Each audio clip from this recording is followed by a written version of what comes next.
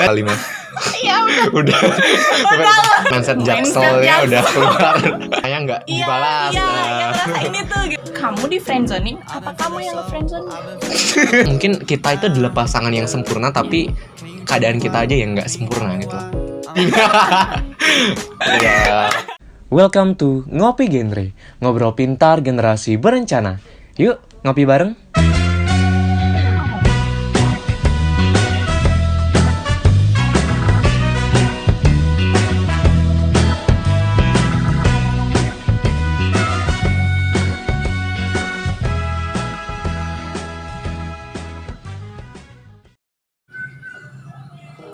Halo teman-teman semuanya, selamat datang di Ngopi Genre, ngobrol pintar generasi berencana.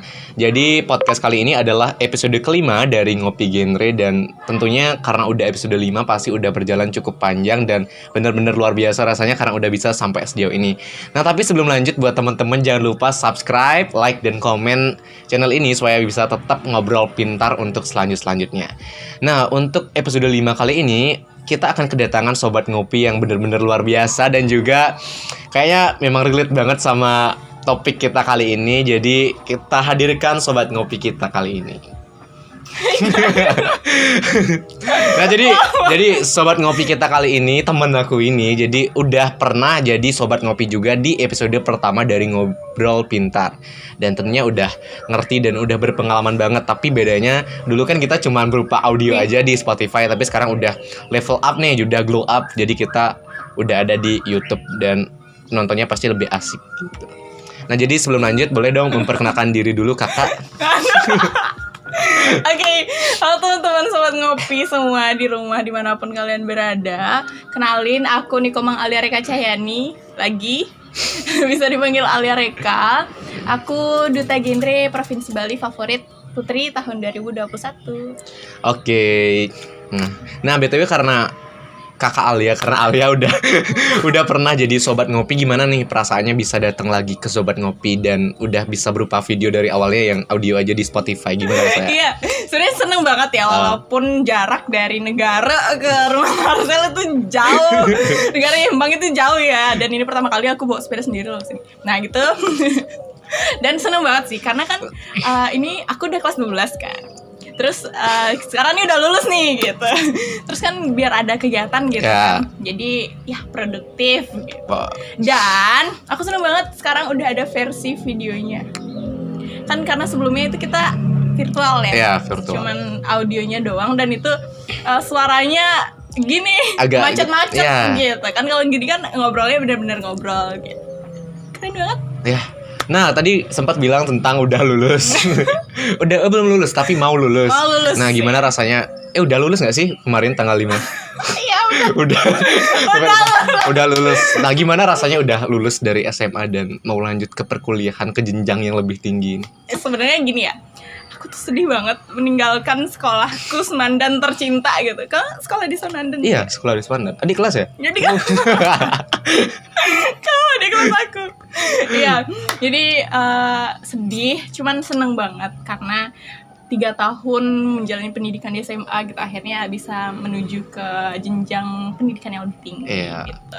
Dan ini sebenarnya lebih kesedihnya sih ya. Karena kau nggak sedih ya aku gini pergi gitu? Enggak sih, maksudnya kan kita teman aja. Kita teman aja. Jadi nggak apa-apa sih, kan artinya bagus dong lulus daripada nggak lulus kan? Iya bagus ya kan? lulus. Ya benar nggak sih? Iya, itu kan kau temen aku nih. Gitu. Emang kita udah kenal berapa lama sih? 2 tahun mungkin. Bentar lo.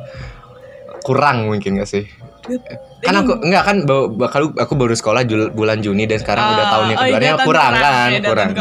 Mau ke 2 tahun. Ya, mau ke 2 tahun. Ya, kita temenan jadi. Iya, kita temenan. Abis ini bukan adik kakak kelas lagi, ya, udah temen. Jadi aku menganggapnya bukan kakak kelas tapi temen aja gitu loh. Kita berada di zona pertemanan gitu. Zona pertemanan. kayak nggak asing gitu ya. Karena kita bakal bahas tentang hal itu di episode kita kali ini. Kita bahas tentang friendzone. Nah jadi kenapa? Karena Ya kayak aku nih sama Alia, kita kan kayak temen gitu lah. Maksudnya udah 2 tahun kenal, kita temen, kita istilahnya saling care, saling peduli.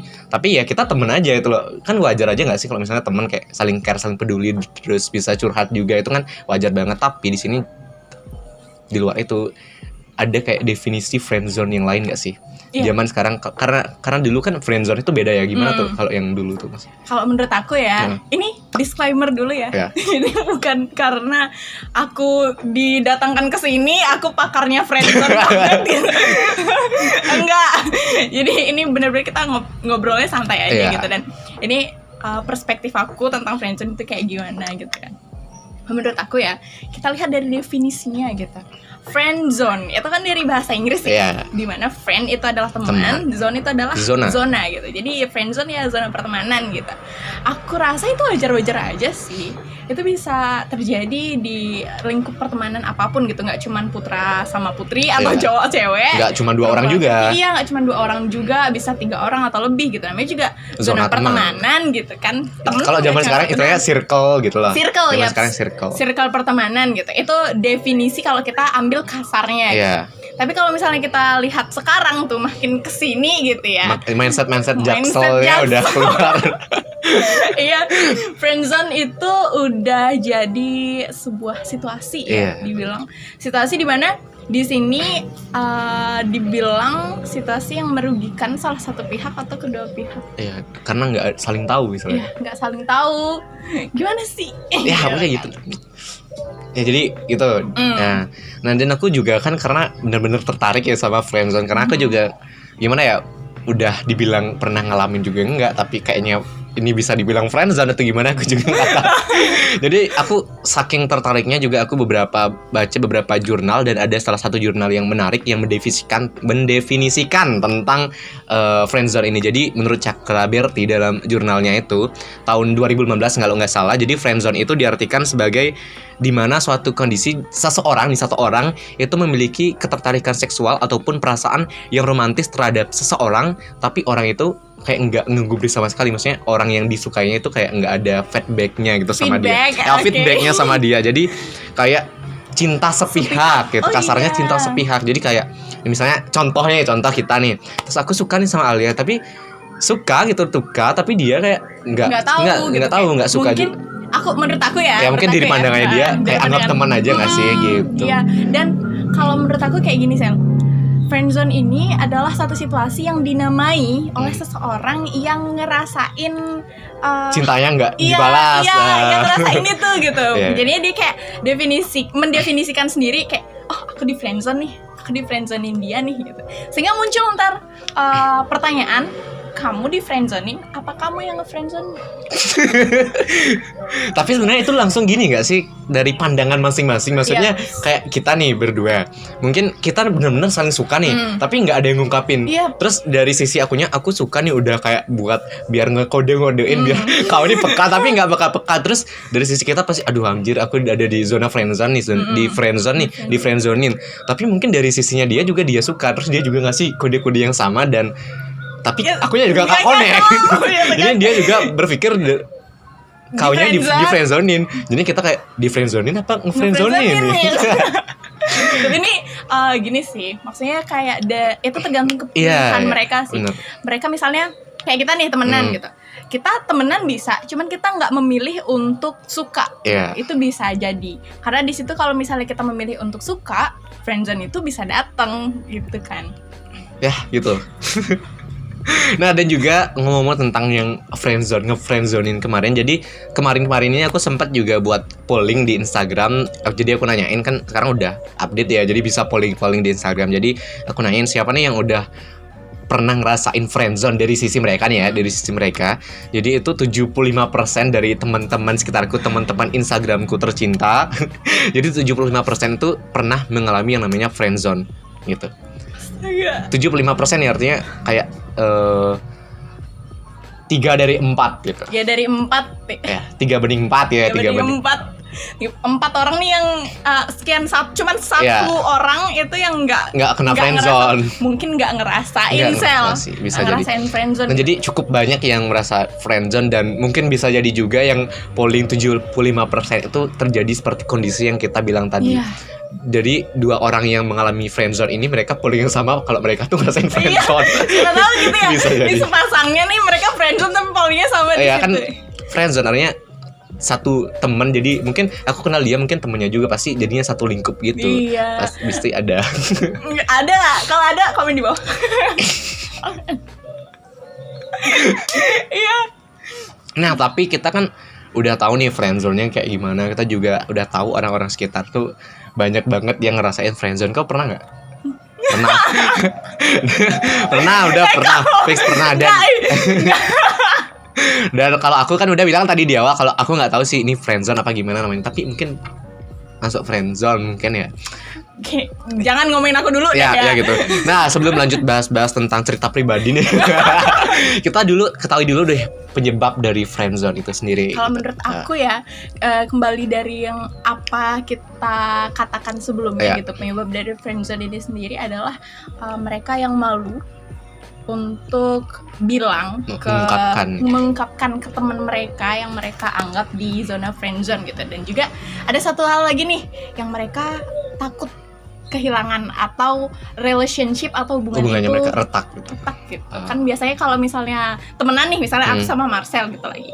Aku sama Marcel nih, misalnya aku suka gitu. Aku suka sama Marcel. Abis itu aku ngedeketin Marcel nih, kayak maksudnya aku bilang gitu.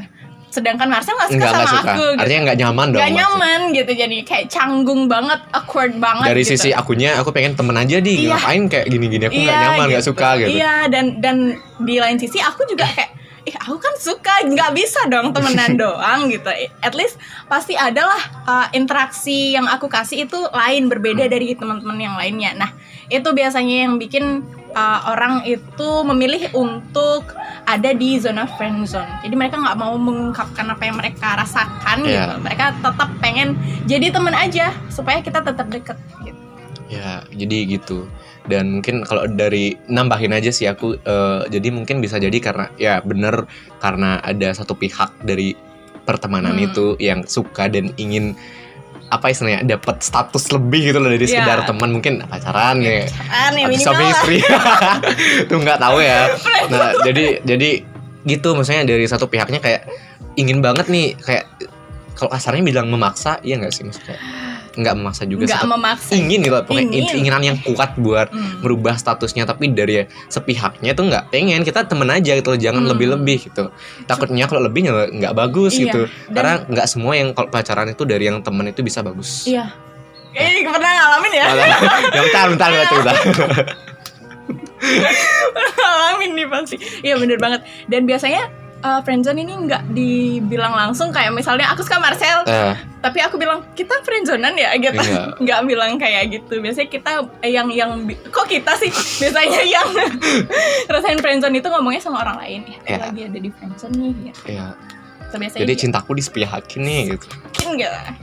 Terus kalau menurut Marcel ya, aku mau nanya nih, Marcel, gimana sih tanda-tanda orang friendzone? Tanda-tanda sih, kalau misalnya tanda-tanda ya pertama tuh udah cinta sepihak. Maksudnya kita tahu tanda-tanda, kita nggak bisa kayak misalnya kita nih dalam hubungan itu, aku sih karena aku nggak pernah kayak cerita kalau aku friendzone tuh nggak pernah ya. Tapi aku dengar dari orang lain dan aku melihat tanda-tandanya dari cerita orang lain itu. Misalnya kayak yang pertama cintanya sepihak. Jadi maksudnya aku suka tapi dia nggak suka, tapi aku tetap suka bagaimanapun, walaupun kita teman aku tetap suka gitu. Aku pengen lebih gitu. Itu yang pertama. Terus yang kedua apa ya, nggak tahu sih, pokoknya kayak cintanya tuh dari satu sisi doang. Tapi terkadang nggak hanya satu sisi doang, tapi dua sisi, tapi mereka nggak mengatakan. Maksudnya nggak mengatakan. Kalau misalnya contohnya kita nih, aku suka sama dia suka sama aku, tapi kita nggak bilang. Jadi kita tetap teman aja dong, walaupun kita juga suka. Walaupun dari satu sisi salahnya kita adalah kita nggak bilang, dan jadinya kita tetap teman aja walaupun kita juga punya perasaan, sehingga kita nggak bisa, istilahnya kita nggak bisa cari yang lain, kita tetap di sini. Jadi kita tetap di zona teman ini. Gitu. Kalau menurut aku ya, nanya nggak? Nanya dong.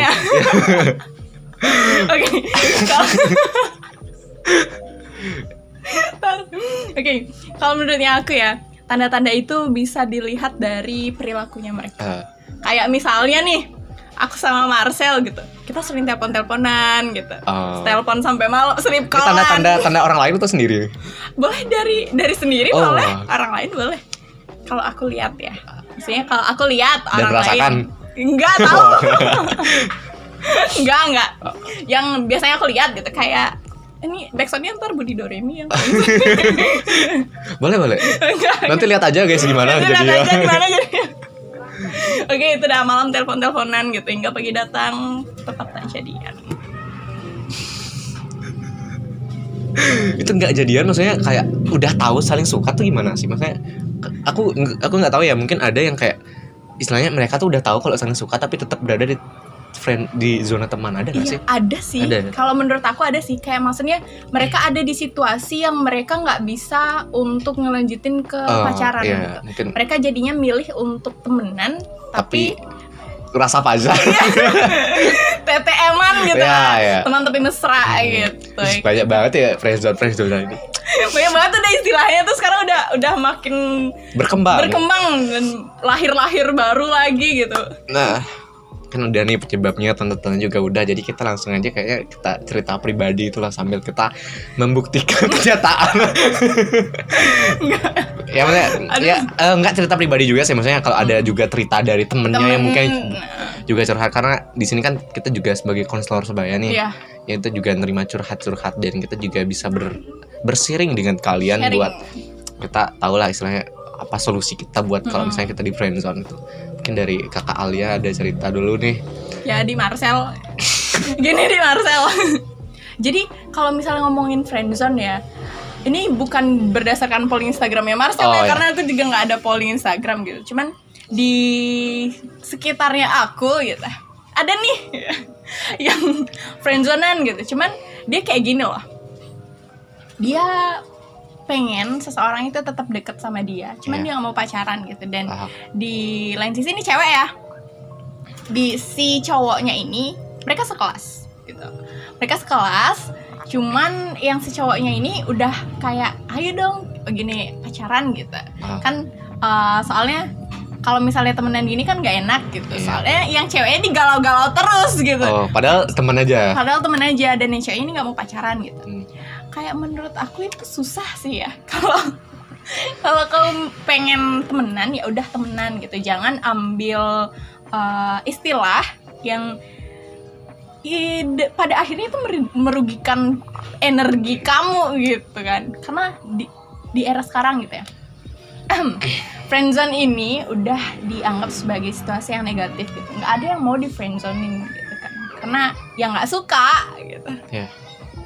Ya, tapi apa ya? Maksudnya dari satu sisi dari kan dia suka sih tapi pengen tetap temen aja itu nggak pacaran.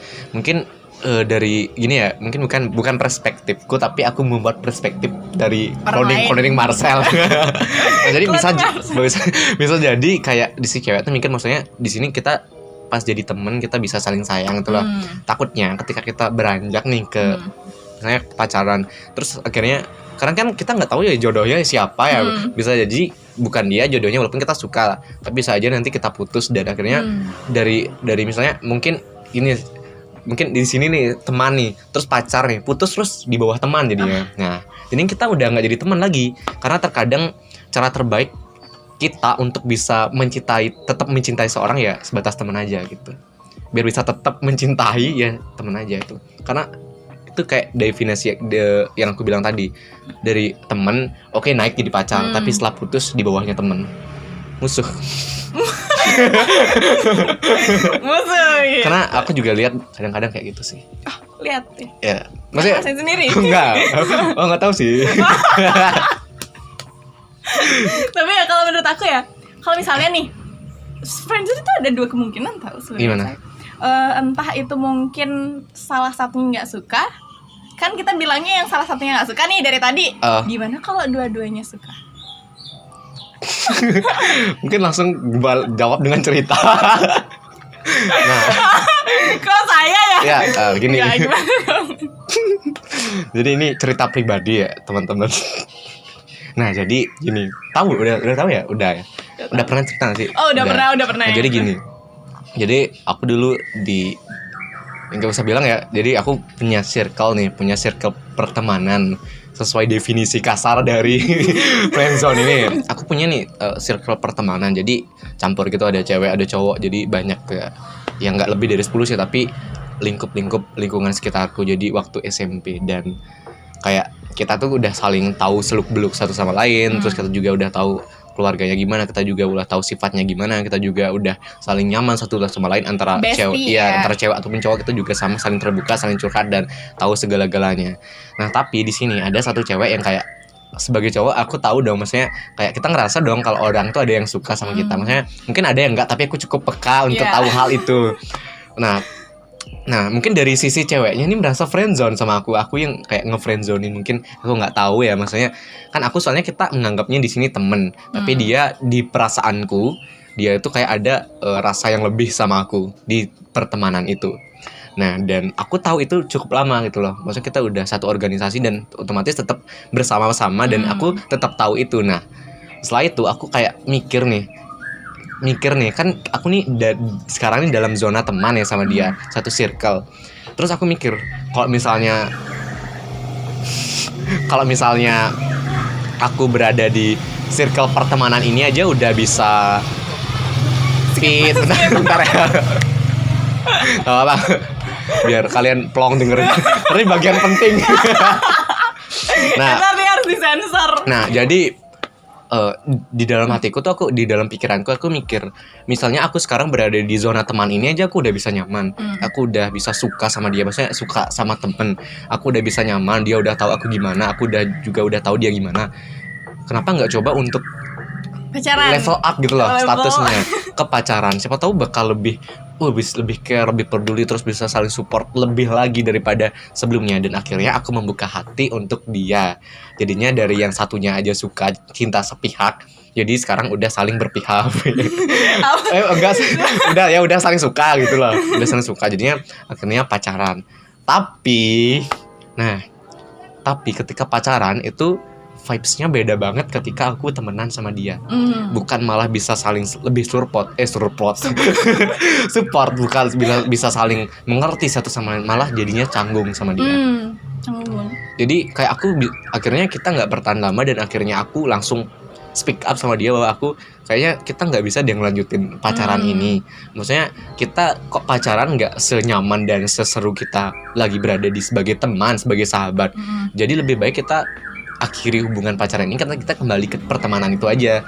Dan akhirnya dia juga merasakan hal yang sama, jadi kita kembali ke circle itu dan kita sekarang sebagai teman, sebagai sahabat aja. Dan sekarang juga masih temenan maksudnya gitu ya? Untungnya kita bisa saling ngerti nih, maksudnya ternyata bener ya, ternyata kita lebih baik jadi teman aja. Karena terkadang mungkin kita itu adalah pasangan yang sempurna, tapi keadaan kita aja yang nggak sempurna gitu loh. Maksudnya ya gitulah, maksud seperti yang aku katakan tadi, mungkin di pacaran kita nggak sempurna, teman kita yang bagus gitu. Teman gitu kan. Tapi ini kan kembali lagi kan sama orangnya gitu. Iya. Nah, karena yang kayak yang tadi aku bilang kan ada yang cewek yang suka tapi nggak mau pacaran, karena mungkin itu yang ditakutkan. Maksudnya berpacaran kayak cerita aku tapi dia nggak bisa ngembaliin ke pertemanan itu, gitu takutnya. Karena kan kepribadian orang beda-beda gitu. Dan juga nyamannya orang sama seseorang atau orang lain, temen kita gitu, itu kan juga beda gitu. Dan juga mungkin ada masalah atau gimana sebelumnya kan nggak tahu gitu. Tapi nih buat ini boleh gini ya? Oh boleh, sarannya. Boleh dong. Buat temen-temen ya yang mungkin sekarang lagi ada di zona friendzone gitu. Ya, di friendzone gitu, di situasi friendzone gitu.